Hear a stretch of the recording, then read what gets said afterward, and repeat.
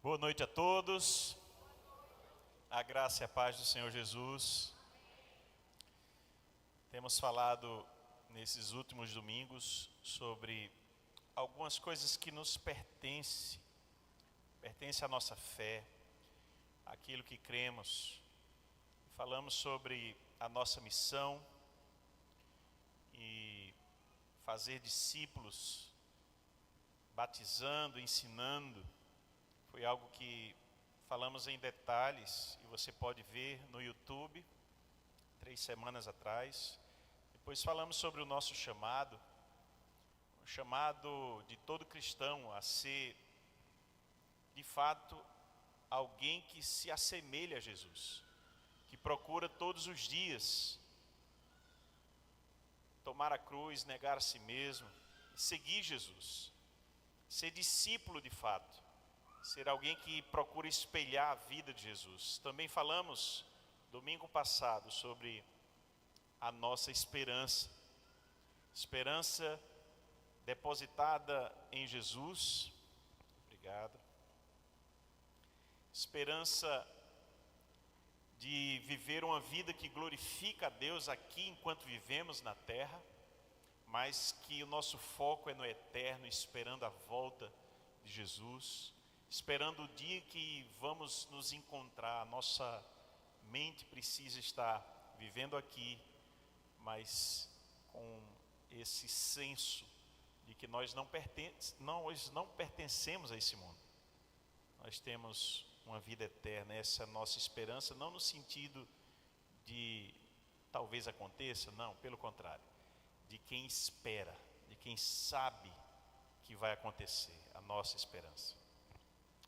Hoje eu termino essa sequência de mensagens sobre bases da fé, sobre aquilo que pertence à nossa fé, com a nossa salvação. Amém?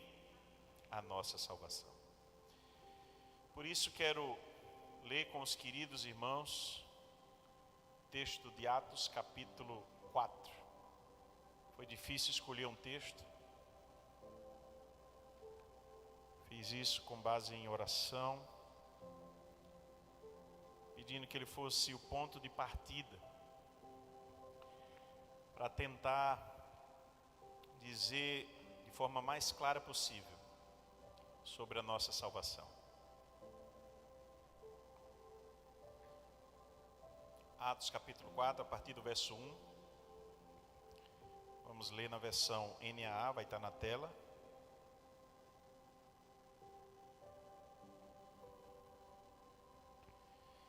Diz assim a palavra do Senhor: Enquanto Pedro e João ainda falavam ao povo, chegaram os sacerdotes, o capitão do templo e os saduceus, ressentidos porque os apóstolos estavam ensinando o povo e anunciando em Jesus a ressurreição dentre os mortos. Prenderam Pedro e João e os recolheram ao cárcere até o dia seguinte, pois já era tarde. Porém, muitos dos que ouviram a palavra creram, subindo o número desses homens a quase 5.000. No dia seguinte, as autoridades, os anciãos e os escribas se reuniram em Jerusalém, com o sumo sacerdote Anás, com Caifás, João, Alexandre e todos os que eram da linhagem do sumo sacerdote. E colocando os apóstolos diante deles, perguntaram: com que poder? Ou em nome de quem vocês fizeram isso? Então Pedro, cheio do Espírito Santo, lhes disse: autoridades do povo e anciãos, visto que hoje somos interrogados a propósito do benefício feito a um homem enfermo e do modo como ele foi curado, saibam os senhores todos e todo o povo de Israel que em nome de Jesus Cristo, o Nazareno, a quem vocês crucificaram e a quem Deus ressuscitou dentre os mortos, sim, em seu nome, é que este está curado na presença de vocês. Este Jesus é a pedra que vocês, os construtores, rejeitaram, mas ele veio a ser a pedra angular. E não há salvação em nenhum outro, porque debaixo do céu não existe nenhum outro nome dado entre os homens, pelo qual importa que sejamos salvos.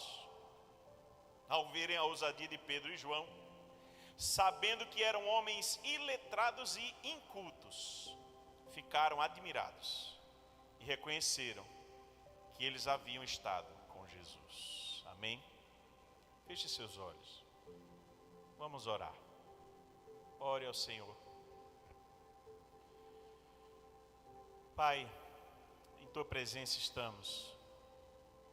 E eu sei, meu Deus, que céus entram em festa quando pecadores se arrependem, quando reconhecemos nossas falhas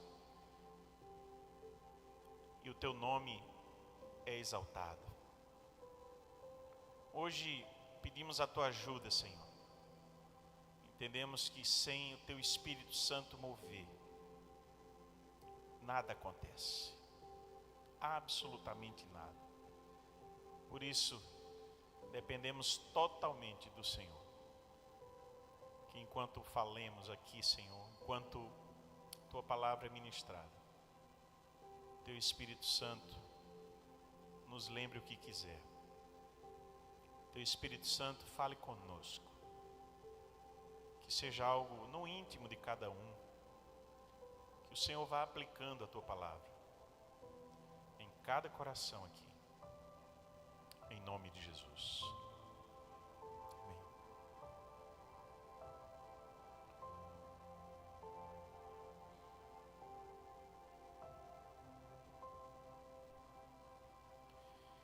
Essa passagem é uma das tantas mensagens de pregadores. Eu não sei quantas mensagens você já ouviu, pregadores contemporâneos falando sobre Jesus.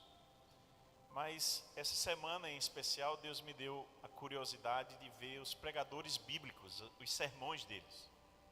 E eu enumerei 6 mensagens e fui estudando as mensagens para poder escolher uma. Difícil coisa foi fazer isso. E Atos está repleta de mensagens sobre Jesus, Escolhi essa. Atos é um livro intrigante, porque alguém já chama, o Hernandes Dias Lopes chama de dobradiça do Novo Testamento. É quando sai dos evangelhos para entrar depois nas cartas, nas epístolas. E ele está ali no meio, como um livro histórico, como um livro de transição, mas mais que isso, quem se debruça para estudar Atos sabe que há coisas fantásticas. O David Stern, ele diz que Atos certamente poderia ser chamado Lucas 2, porque atribui-se muito claramente, isso é bem acertado entre os teólogos, que Atos foi escrito por Lucas como uma continuação do Evangelho de Lucas, agora com o enfoque de mostrar a igreja, os atos do Espírito Santo, como alguns já chamaram também, e não Atos dos Apóstolos, mas Atos de Deus na história, a igreja primitiva. Há quem chame também do quinto Evangelho, mas tem essa conotação mais histórica, mais, fantástica, de relatos tremendos. Leia Atos, estude Atos. Hoje eu vou explorar algumas verdades sobre a nossa salvação. Quando se pensa em salvação, o que esse livro, o que essa passagem pode nos saltar aos olhos em consonância com tantas outras coisas que foram escritas. Primeira coisa que eu queria que você compreendesse, está muito claro no texto, é que o mundo está condenado. Você pode repetir? O mundo está condenado. Um mundo imerso no pecado. Um mundo que você percebe o pecado em todos os lugares, em todos os homens. Pecado que está aqui, veja, perceba qual é essa ideia. Enquanto Pedro e João falavam ao povo, chega um monte de gente, sacerdotes, capitão do templo, saduceus, verso 1 fala, ressentidos, porque os apóstolos estavam ensinando o povo e anunciando Jesus. E Jesus ressurreto dentre os mortos. Prendem Pedro e João. A que ponto alguém pode compreender que detém a verdade, respondendo por Deus e manipulando a seu bel prazer? Prenderam 2 discípulos, 2 apóstolos, após uma cura incontestável, porque eles não sabiam explicar, porque iam contra a política, melhor, a politicagem daquele povo, um mundo imerso no pecado. E a gente percebe essa inversão de valores, você compreende isso? Quando a religião deveria defender o amor, defender a ajuda mútua, começa a manipular. O que nós vemos nessa passagem é a expressão de um mundo invertido em seus valores. É de um mundo que não está preocupado com a verdade, está preocupado com o seu próprio umbigo, com perder a posição. Líderes religiosos que deveriam ajudar pessoas, fazendo uso disso. Aí eu pergunto, é diferente hoje?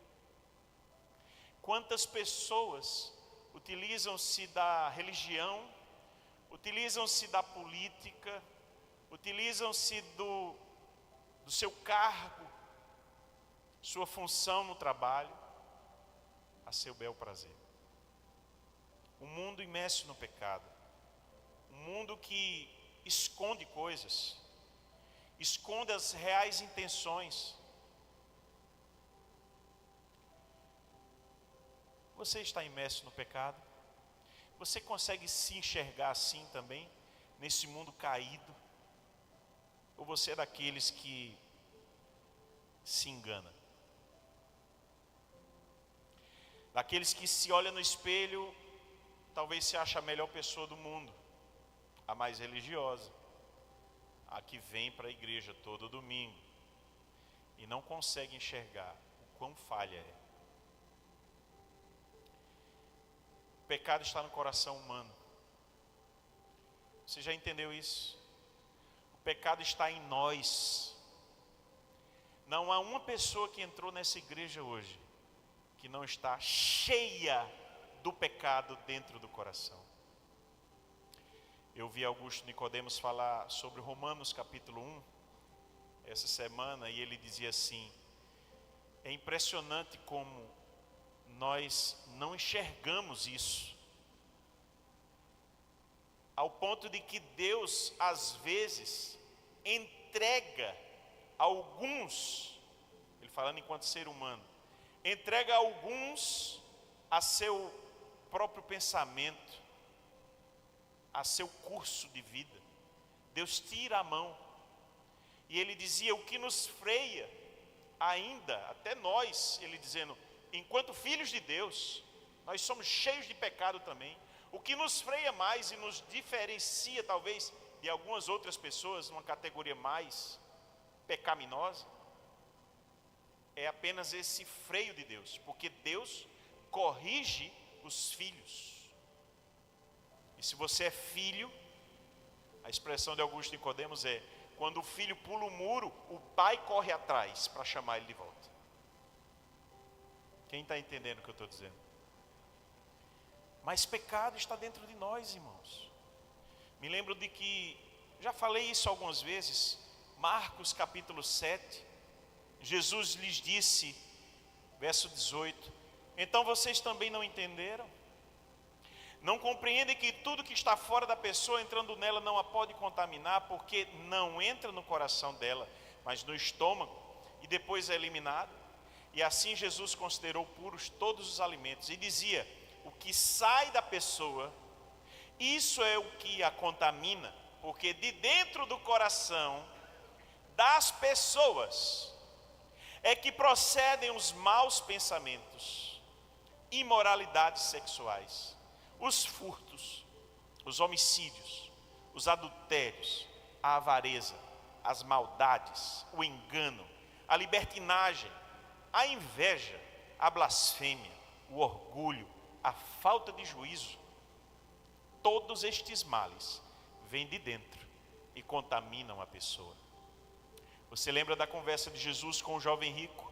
Também já preguei aqui esse texto. E o jovem rico dizia, bom mestre, o que farei para herdar a vida eterna? E Jesus diz, por que me chamas bom? Bom só há um, Deus. E ele era Deus. Mas é impressionante como há muitas pessoas que se colocam num pedestal, como se jamais falhassem. Paulo escrevendo aos Romanos, capítulo 3, ele destrona isso. Verso 9 diz, que se conclui? Temos nós alguma vantagem? Não, de forma nenhuma, pois já temos demonstrado que todos, tanto judeus como gregos, estão debaixo do pecado. Estão debaixo do pecado. Como está escrito, verso 10, não há justo, nenhum sequer, não há quem entenda, não há quem busque a Deus, todos se desviaram e juntamente se tornaram inúteis. Não há quem faça o bem, não há nenhum sequer. E o verso 23, leia depois todo o capítulo. O verso 23 ele vai dizer, pois todos pecaram e carecem da glória de Deus. É impressionante como ainda há pessoas que o orgulho não permite reconhecer o erro. Eu tenho dito aqui, o apóstolo Paulo disse, dos pecadores, o maior sou eu. Ele disse, só que ele não me conhecia, porque a gente está em outro tempo, né? Porque se ele me conhecesse, ele ia dizer, dos pecadores, o maior somos nós dois, eu e o pastor Neto. Tenho dito isso. E junto com Paulo, somos nós, queridos. E ainda há pessoas na igreja que têm dificuldade de reconhecer o erro. Pessoas que têm dificuldade de perdoar. Ora, se você é falho, porque você não perdoa o seu irmão que é falho também, o mundo está condenado. Você compreende isso?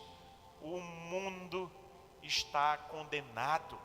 Todos pecaram. Naquele contexto de Pedro e João também.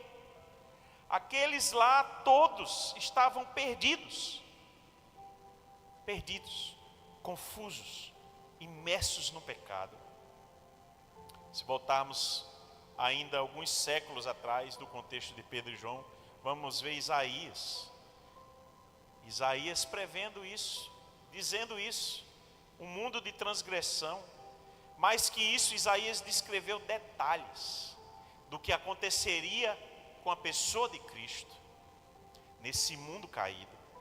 Isaías 53, a partir do verso 1, ele diz, quem creu em nossa pregação, e a quem foi revelado o braço do Senhor, porque foi subindo como um renovo diante dele, como raiz de uma terra seca. Não tinha boa aparência, nem formosura. Olhamos para ele, mas não havia nenhuma beleza que nos agradasse. Ele está descrevendo Jesus, irmãos. Era desprezado, e o mais rejeitado entre os homens, homem de dores, e que sabe o que é padecer, morrer. E como um de quem os homens escondem o rosto, era desprezado, e dele não fizemos caso. Certamente, preste atenção. Ele tomou sobre si as nossas enfermidades e as nossas dores levou sobre si. E nós o considerávamos como aflito, ferido de Deus e oprimido, mas ele foi traspassado por causa das nossas transgressões e esmagado por causa das nossas iniquidades. O castigo que nos traz a paz estava sobre ele, e pelas suas feridas fomos sarados. Sabe, irmãos, se continuarmos lendo o restante do capítulo, nós vamos ver a história de Jesus sendo levado à cruz para morrer pelo pecado da humanidade, o meu, o seu, o mundo condenado, e Deus agindo. Sabe, a verdade é que no tempo de Isaías, um pouco tempo depois, ou mesmo agora, o contexto é esse: o mundo em pecado. O mundo que olhamos para o lado, quando olhamos para dentro de nós, quando olhamos para todos os lados, é o mundo em pecado. Essa é a primeira verdade. O que fazer? Peço ajuda a outro pregador, João Batista. E o capítulo 3 de Mateus não vamos ler esse, mas a mensagem de João Batista é: arrependam-se. Arrependam-se. A consciência de pecado daquele homem, a consciência de que era a voz que clamava no deserto, uma voz que dizia uma mensagem: arrependa-se, produzam frutos dignos de arrependimento. Uma mensagem dura, uma mensagem que ele dizia no verso 7, Mateus 3:7, quando João viu que muitos fariseus e saduceus vinham ao seu batismo, disse-lhes: raça de víboras. Olha que mensagem. Imagina você chegar para ouvir um homem e ele dizer: você é uma serpente. Quem deu a entender que vocês iam fugir da ira de Deus, a ira que havia de vir, que há de vir? Produzam fruto digno de arrependimento. Irmãos, mais que isso, mais um que falava de Jesus, e ele diz: e o machado já está posto à raiz das árvores. Verso 10: portanto, toda árvore que não produz bom fruto é cortada e lançada ao fogo. Eu batizo vocês com água para arrependimento, mas aquele que vem depois de mim é mais poderoso do que eu, do qual não sou digno de carregar as sandálias. Ele os batizará com o Espírito Santo e com fogo. Ele tem a pá em suas mãos, limpará a sua eira e recolherá o seu trigo no celeiro, porém queimará a palha num fogo que nunca se apaga. Mensagem de profundidade sobre a ira de Deus, sobre quem faz vista grossa, ouvido de mercador, para quem está dizendo: arrependa-se, você é pecador, você é uma serpente, arrependa-se. E muitos se arrependeram, muitos foram batizados para arrependimento, e ele já preparando o caminho para ele, para Jesus. Isaías falou, João Batista falou, Jesus veio. Mas, queridos, o mundo está condenado. Há muitas pessoas que não entenderam que estão condenadas. Há muitas pessoas que estão imersas no pecado, separadas de Deus, mas porque têm uma religião, acham que estão bem. Há muitos que não entenderam que na vida do pecado, o fim dela é a condenação. João Batista diz: arrependa-se, arrependa-se. Primeira coisa então, irmãos, o mundo está condenado. A segunda coisa é que a salvação não vem de homens, mas de Deus. Você pode dizer comigo: a salvação não vem de homens, mas de Deus. Estou falando sobre a nossa salvação. Biblicamente, fundamentos dela. O mundo está condenado. Todos pecaram. Não há um justo. Todos estão imersos no pecado. Segundo, a salvação não vem dos homens. Isso é interessante. Sabe por quê? Porque nesse tempo, os homens têm criado coisas. E se você vai no texto que nós lemos, você percebe que essa é a defesa. A defesa de Pedro. Pedro, cheio do Espírito Santo, verso 8, diz: autoridades do povo e anciãos, visto que hoje somos interrogados a propósito do benefício feito a um homem enfermo e do modo como ele foi curado, saibam os senhores, todos e todo o povo de Israel, que em nome de Jesus Cristo Nazareno, a quem vocês crucificaram e a quem Deus ressuscitou dentre os mortos, sim, em seu nome, é que este está curado na presença de vocês. Pedro, João com ele, estavam falando da intervenção divina. Estavam falando e mostrando que na história humana, esse homem imperfeito, aqui um coxo, mas quantos coxos, quantos aleijados espirituais, aqui um simbolismo, irmãos, porque o homem estava na porta do templo, e assim são muitos que vêm à igreja, mas que estão espiritualmente imperfeitos, porque são assim. Mas quem é imperfeito precisa de uma intervenção divina. As soluções humanas não resolvem, a religião não resolve, as ideias humanas não resolvem. Sabe? E aí os homens são criativos. Eu elenquei algumas ideias aqui. Alguns acreditam, e talvez você vá perceber que já conheceu alguém assim, ou já ouviu falar. Alguns acreditam que quanto mais se sofre aqui, e mais moralidade, meditação você faz, transcendental, você se encaminha para uma libertação espiritual. Eu não estou enquadrando aqui exatamente nos nomes, eu não quero colocar nomes aqui. Mas são ideias. Religiões com toques orientais pensam assim. Outros acreditam que quanto mais você agrade a Deus, mais você merece ir ao paraíso. Lá você vai receber muitas mulheres para desfrutar um prêmio. Parece que até as mulheres vão receber homens também. Eu acho que tem conseguido alguns adeptos aí, porque está difícil o homem aqui no Brasil, né?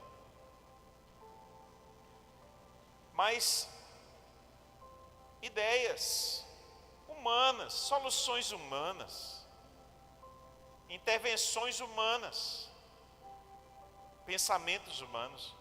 Ainda há alguns que pensam que a quantidade de vezes que você se purificar nas vidas que você vai tendo, vai atingir um nível espiritual que seria o paraíso. Seria o ideal, tão sonhado lugar. Ideias, algumas bem estranhas. Algumas crenças também, que não são muito estranhas a nós, a gente está mais perto. Deixa eu falar algumas coisas aqui. Há muitas crenças dentro das igrejas cristãs, que não tem base bíblica. Igrejas ditas cristãs. Sabe, alguns acreditam que há alguém que pode interceder por você na hora da sua morte. E vai dar tudo certo. Você termina indo para o céu de algum jeito, porque alguém vai interceder por você.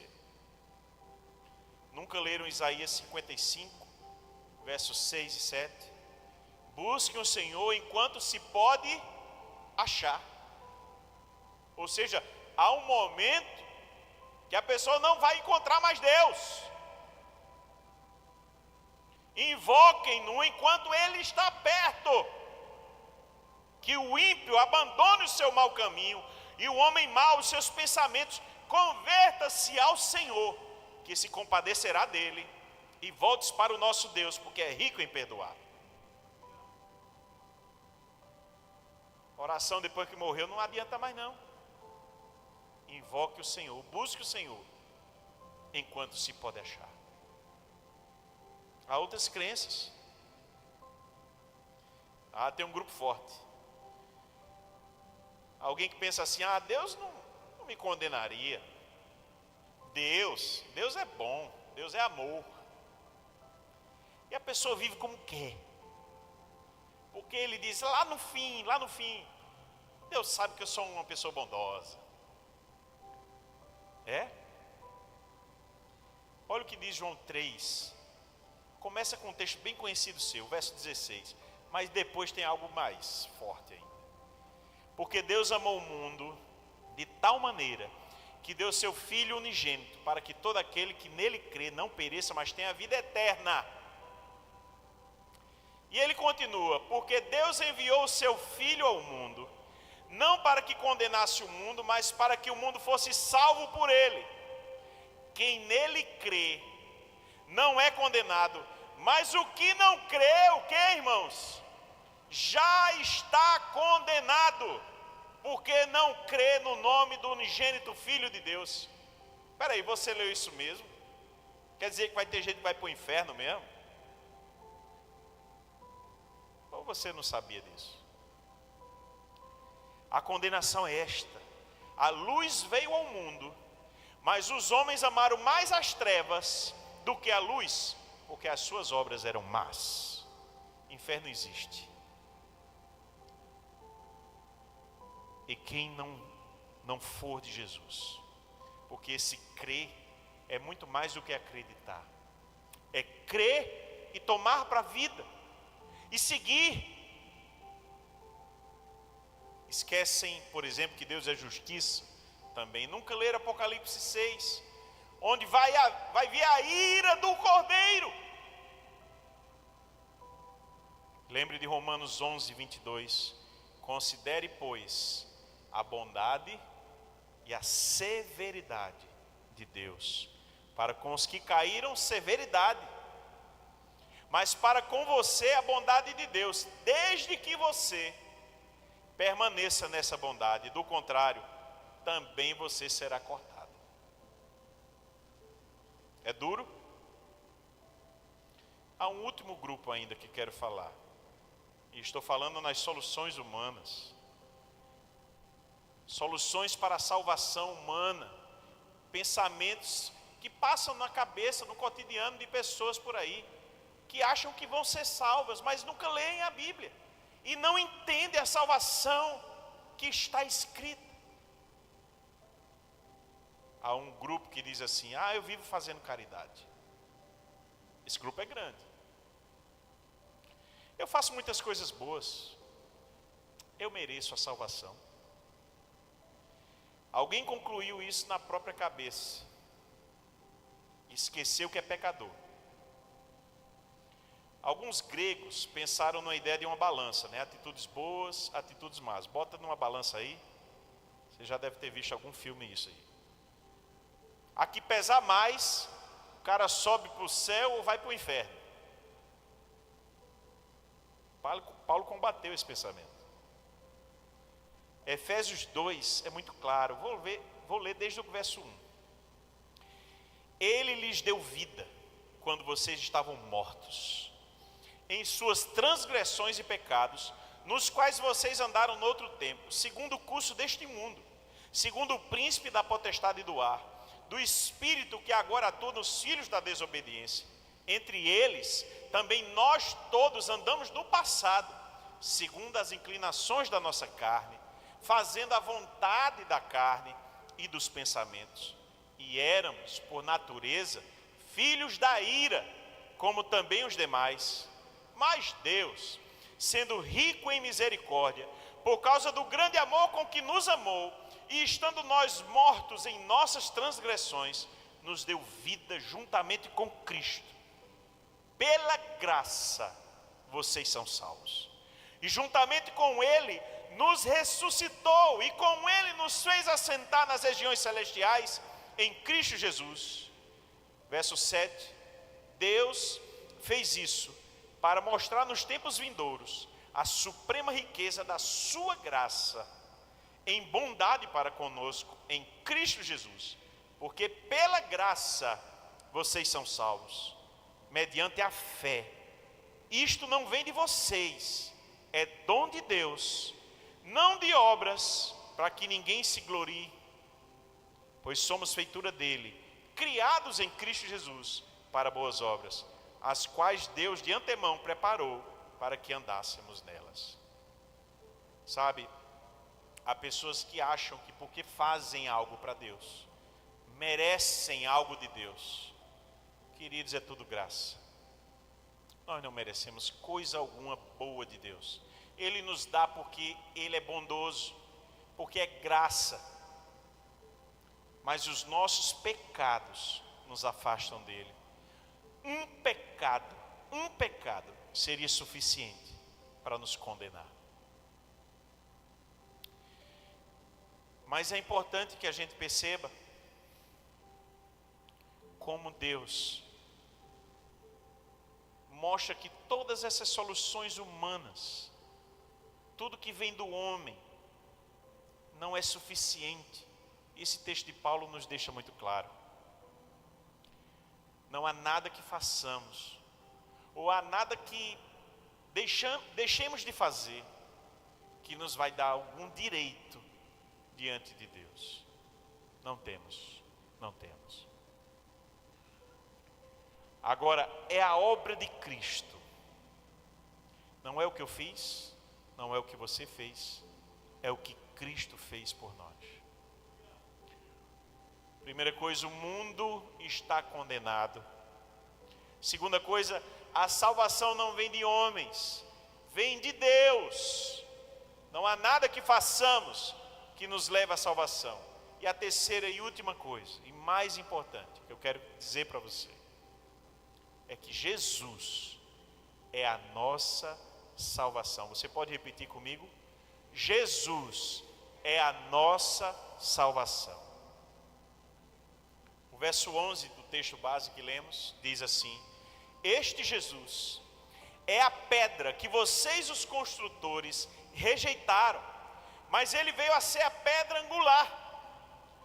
E não há salvação em nenhum outro, porque debaixo do céu não existe nenhum outro nome dado entre os homens, pelo qual importa que sejamos salvos.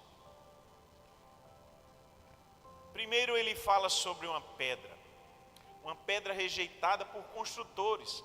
Ele faz menção ao Salmo 118. O Salmo 118 fala sobre salvação, o Salmo inteiro. E essa expressão de pedra que os construtores rejeitaram, ela está lá, como uma das expressões. Que pedra é essa? Você sabe que todas as construções no contexto da Palestina, Israel, antigos, as construções eram de pedras. Ainda há construções antigas que você pode encontrar resquícios disso, não só lá, em outros lugares também, pedras. E havia pedras que eram colocadas como base. Quanto mais potente a pedra, quanto mais confiável fosse aquela pedra, ela era usada como base de alicerce de todas as coisas. E o templo, por exemplo, eu estava vendo um teólogo lendo sobre isso. Ele falava que ainda que tivesse mais de um canto, por exemplo, ele fala depois que a pedra veio a ser a pedra angular do ângulo. Ainda que haja mais de um canto, mas havia uma pedra que era escolhida como a base de tudo, que era a partir dali que todas as outras eram montadas. É interessante também no contexto das construções de Israel, um arco, essa pedra central aqui, ela segurava todas as outras pedras. Ela é chamada também de pedra angular, é a pedra do ângulo aqui principal. De forma que desta pedra, toda a construção depende dela. Ela é a base para tudo. E aqui Pedro está fazendo menção, porque o Salmo diz que os construtores iam rejeitar essa pedra. E ele diz aqui para aqueles homens importantes daquela religião, um sinédrio. O sinédrio era composto, segundo a história, de 71 homens, sumo sacerdote, um vice, líder ali, e 69 outros homens importantes, escribas, fariseus, saduceus, homens que estavam ali para julgar. Imagine a cena, porque era um meio ciclo, e Pedro e João ali na frente deles, tantos homens ali julgando, eles que tinham condenado Jesus. Agora Pedro e João falando para eles: vocês rejeitaram Jesus, vocês que condenaram, e Deus ressuscitou Jesus. Ele era a pedra de tudo, a base de todas as coisas, vocês rejeitaram. Mas Ele veio a ser a pedra angular, Ele é a base. A partir dEle, tudo depende dEle. E não há salvação em nenhum outro. Olhe quanta ousadia. Homens destemidos, cheios do Espírito Santo, para dizer todas as ideias que vocês trouxerem, todas as ideias religiosas da cabeça de vocês, todas as interpretações, tudo de vocês está errado, a ética, a vida prática, as ideias, tudo está errado. Só há salvação em um nome, o nome de Jesus. Por isso que eu escolhi esse texto, porque ele é claro para nos dizer hoje, nesse ano, que não há salvação em nenhum outro nome. A nossa salvação é Jesus. Desde Isaías, ele profetizava que Jesus morreria, era a obra de Jesus, levando o nosso pecado na cruz. João Batista disse: olha, eu estou só pregando aqui, arrependam-se, mas olha, vai vir um, esse sim, esse é mais digno do que eu não sou digno nem de carregar as chinelas dele, as sandálias dele. Esse batizará com o Espírito Santo. E depois vem Pedro e João, e tantos outros seguiram, porque eu não tenho tempo para levar mais adiante, mas todos os outros que seguiram, outras mensagens, dizendo: Jesus é o único nome, é a obra de Jesus. E é interessante porque nós vemos, o próprio Jesus também confirma isso. Em João 14, vou ler a partir do 1. Que o coração de vocês não fique angustiado. Jesus começava a despedida dos discípulos. E ele diz isso: vocês creem em Deus, creiam também em mim. Na casa de meu pai há muitas moradas. Se não fosse assim, eu já lhes teria dito, pois vou preparar um lugar para vocês. E quando eu for e preparar um lugar, eu voltarei e os receberei para mim mesmo, para que onde eu estou, vocês estejam também. E vocês conhecem o caminho para onde eu vou. Quando ele disse isso, Tomé disse a Jesus: não sabemos para onde o Senhor vai, como podemos saber o caminho? Jesus respondeu: eu sou o caminho, a verdade e a vida. Ninguém vem ao Pai senão por mim. Se vocês me conheceram, conhecerão também o meu Pai. E desde agora vocês o conhecem e têm visto. Filipe disse a Jesus: Senhor, mostre-nos o Pai, e isso nos basta. Jesus respondeu: há tanto tempo estou com vocês, Filipe, e você ainda não me conhece? Quem me vê a mim, vê o Pai. Como é que você diz, mostra-nos o Pai? Você não crê que eu estou no Pai e o Pai está em mim? As palavras que eu digo a vocês, não as digo por mim mesmo, mas o Pai que permanece em mim fez as suas obras. E ele termina essa parte dizendo: creiam que eu estou no Pai e que o Pai está em mim, creiam ao menos por causa das minhas obras. Jesus disse: eu sou o caminho, a verdade e a vida. Ninguém vem ao Pai a não ser por meio de mim.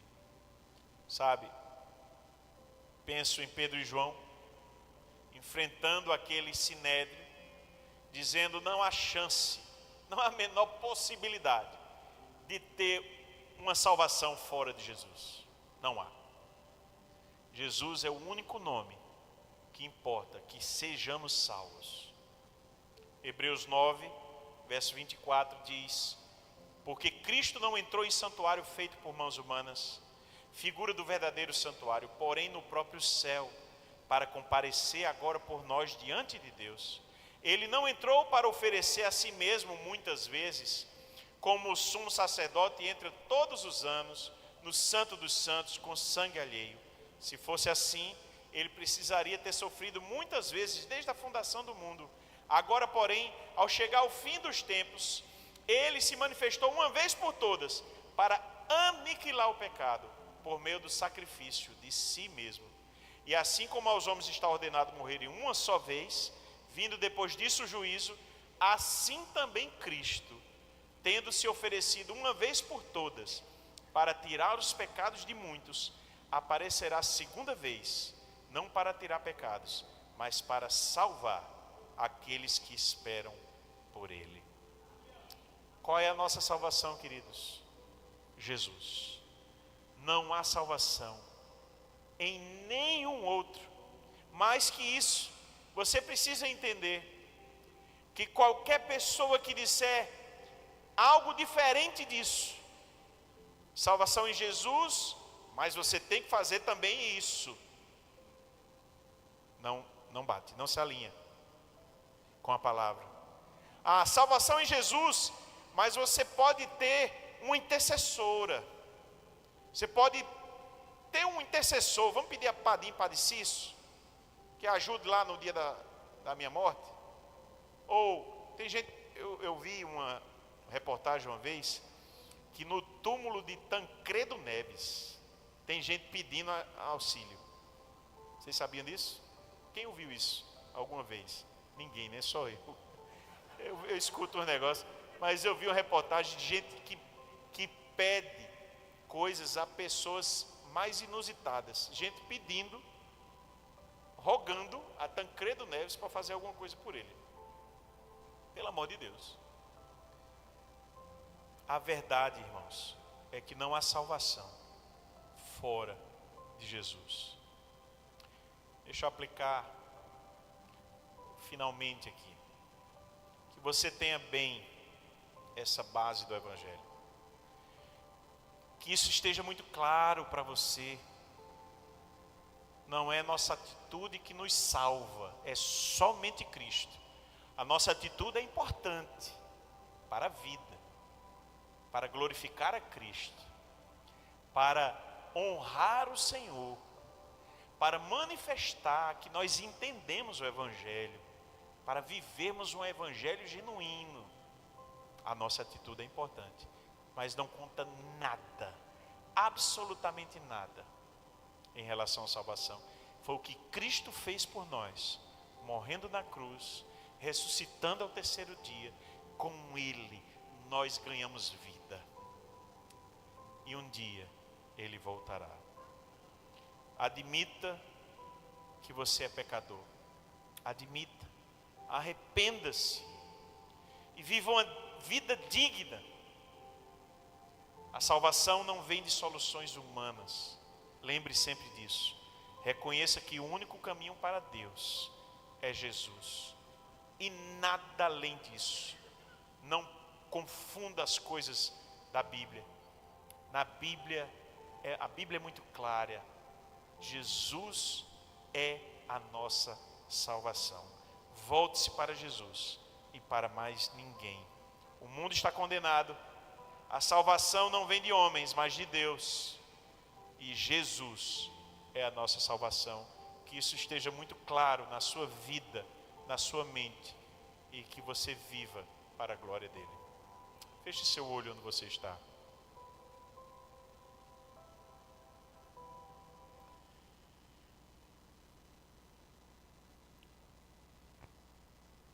Senhor, em tua presença estamos e eu quero louvar o teu nome pela tua palavra. É ela quem nos guia em tudo. É ela quem faz diferença em nossa caminhada, em nossa vida. Deus, eu oro para que a tua palavra possa ficar firme em nosso coração, em nossa mente, que não haja confusão no teu povo, que o teu povo, Deus, possa claramente defender a tua palavra, com graça, com amor, cheios do Espírito Santo, guiados pelo Espírito Santo, e que a gente possa ser instrumento teu para a salvação.